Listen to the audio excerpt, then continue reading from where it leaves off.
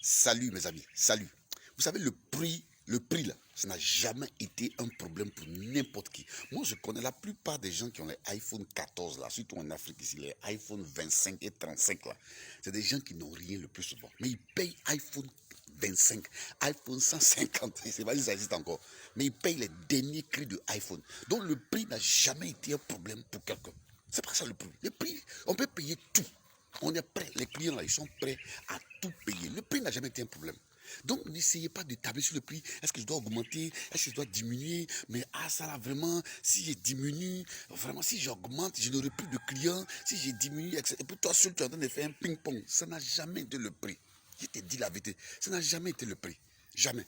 Le problème, nous les clients là, c'est la façon dont ils voient ce que tu es en train de faire. C'est la façon dont ils regardent là où tu es et puis tu es en train de dire ce que tu es en train de dire là. C'est de ça qu'il s'agit. Sinon, le problème n'a jamais été le prix. Je vais te dire quelque chose. Il ne faut jamais, jamais diminuer tes prix. Il faut augmenter même tes prix jusqu'à fatiguer.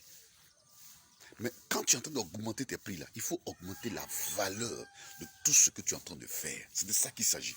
Sinon, le problème n'a jamais, jamais été le prix. Alors, il y a 3 choses que tu dois faire. Numéro 1, il faut augmenter la valeur de tout ce que tu es en train de faire. C'est-à-dire quoi?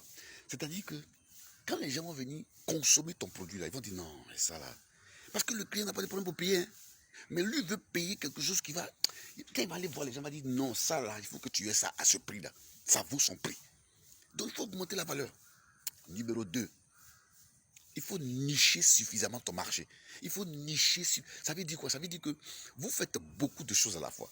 Je ne sais pas, les gens font 15 choses à la fois. Même si tu as une boutique de cosmétiques et que tu vends beaucoup de pommades, etc., il faudrait qu'il y ait un produit qui est spécifique à ta personne, qui est spécifique à ton marché, qui est spécifique à ton entreprise. C'est de ça qu'il s'agit, mon ami.